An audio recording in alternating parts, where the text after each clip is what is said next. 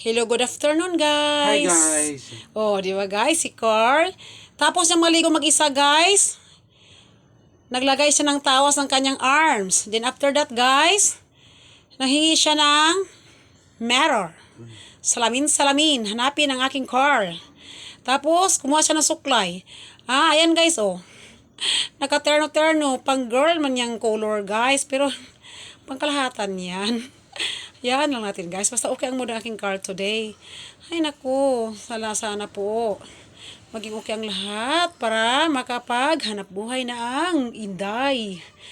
Makabalik pwesto ang Inday. Kasi ang aming Carl, oh,